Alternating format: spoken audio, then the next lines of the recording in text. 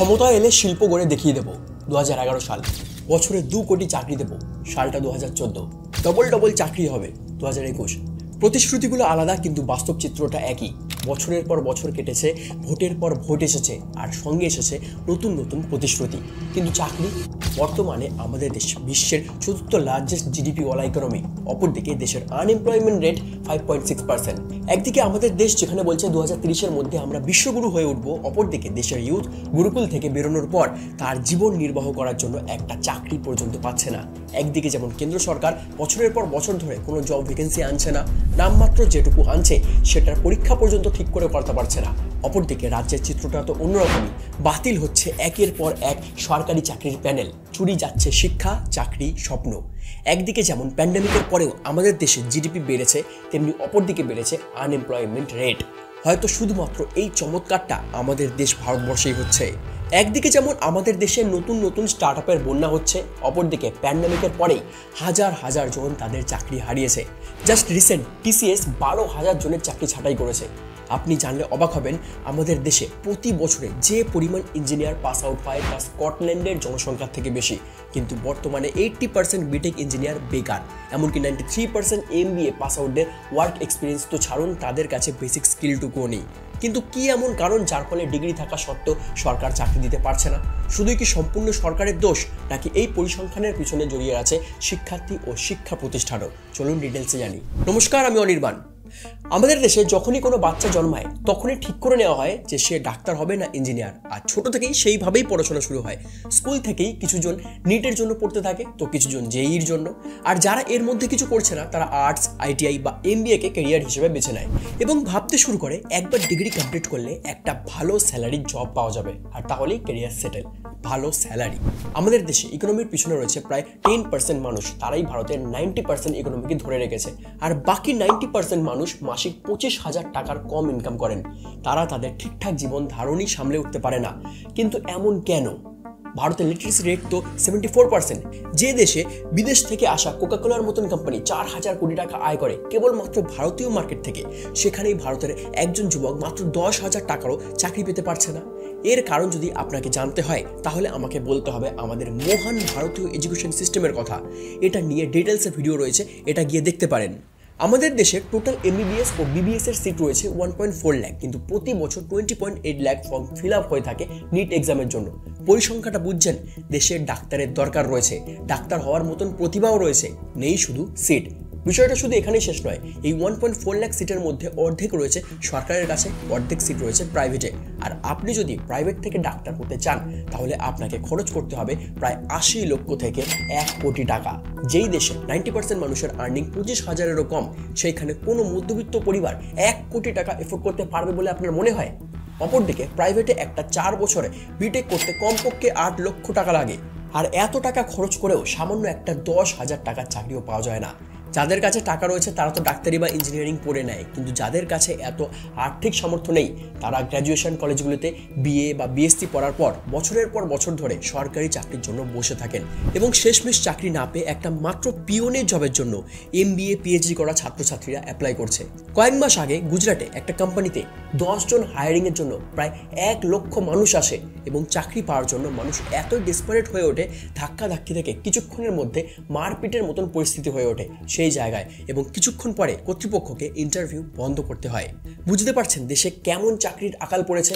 হে, একটা quick update দিই। আমি একটা টেলিগ্রাম বট পেয়েছি যেটা তোমাদের জন্য ট্রেড করবে পার্সোনাল ম্যানেজারের মতন। এটার নাম এক্সনোভা টেলিগ্রাম বট। এই বট ট্রেডও ওপেন করে দেবে ডিরেক্টলি অ্যাকাউন্টে, কোনো কিছু ইনস্টল করতে হবে না। জাস্ট স্টার্টে ক্লিক করব, ইমেল আইডি এন্টার করব, এখানে বট লগইন ডিটেলস দিয়ে দেবে পাসওয়ার্ডের সাথে। ও দেখো, বট $10,000 ব্যালেন্স দিয়েছে ডেমো অ্যাকাউন্টে, যেটা দিয়ে ট্রেডিং শিখতে পারো, কোনো ডিপোজিট করার দরকার নেই। এবার এক্সনোভাতে লগ ইন করবো লগইন পাসওয়ার্ড দিয়ে, যেটা বট এখনই আমায় দিল। এবার দেখব কিভাবে এটা কাজ করে আমার রিয়েল অ্যাকাউন্টে। ক্লিক করব স্টার্ট ট্রেড। এআই এখানে মার্কেট স্ক্যান করছে। After choosing the highest win rate একটা অ্যামাউন্ট সিলেক্ট করব। আমি সাজেস্ট করব মিনিমাম অ্যাকাউন্ট চুজ করার, এতে লস হওয়ার চান্স কম থাকে। এবার দেখো বট অটোমেটিক্যালি ট্রেড করছে, দ্যাটস ইট, প্রফিট হয়েছে। আর একটা জিনিস হলো রেডিট, যেখানে এই পোস্টটা রিমুভড। এক্সনোভা বুঝতে পারছে এখানে একটা লুফল রয়েছে, যেখানে কেউ স্পেশাল নলেজ ছাড়াই প্রচুর টাকা আর্ন করছে, আর তাই এক্সনোভা রেডিটে গিয়ে রিপোর্ট করেছে। আমি অ্যাডভাইস দেবো এই বটটা ট্রাই করার জন্য। ডেসক্রিপশনে সমস্ত ডিটেলস রয়েছে, চেক আউট।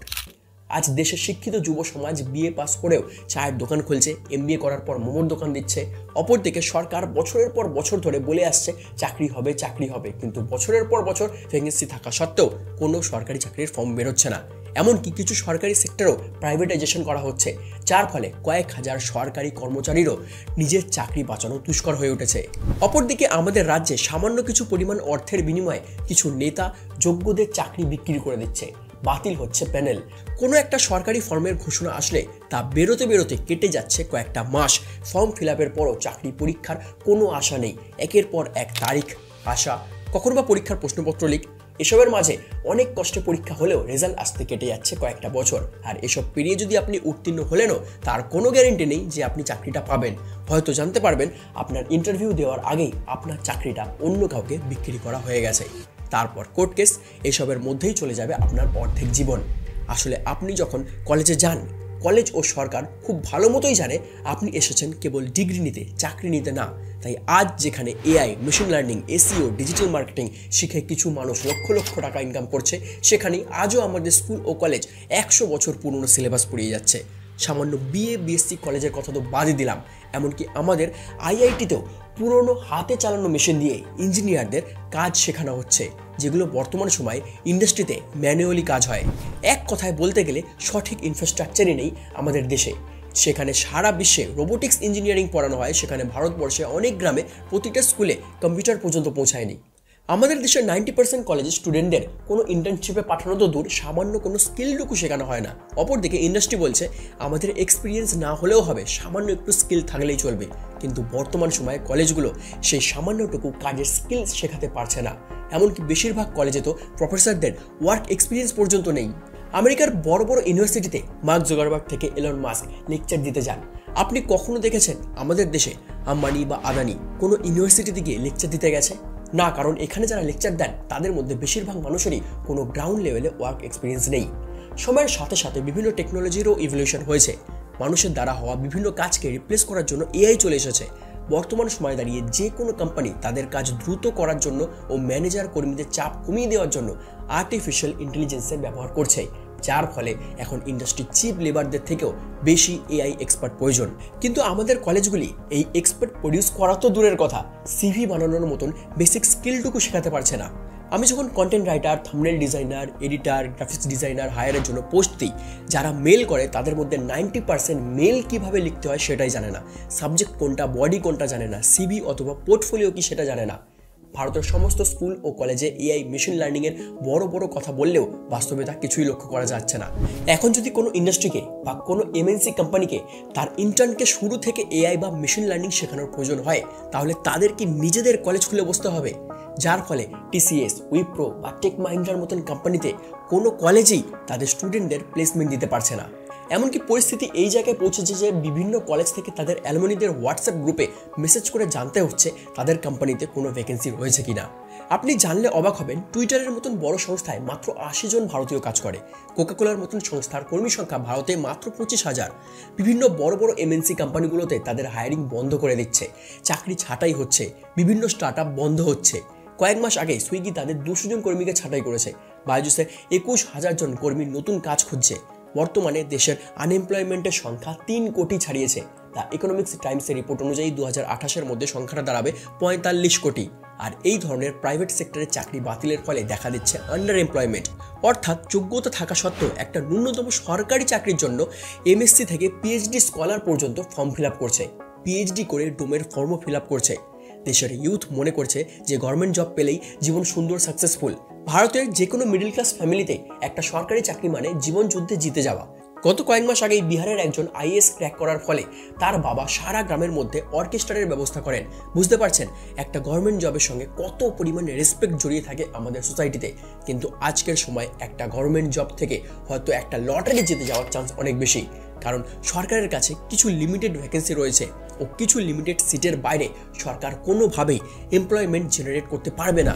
আর আমাদের দেশে যা অবস্থা, সরকার যদি আজ থেকে চাকরি দেওয়া শুরুও করে, প্রত্যেক দিন 27,000 চাকরি দিলেও প্রত্যেককে চাকরি দিতে 11 বছর সময় লেগে যাবে, যা এক কথায় অসম্ভব।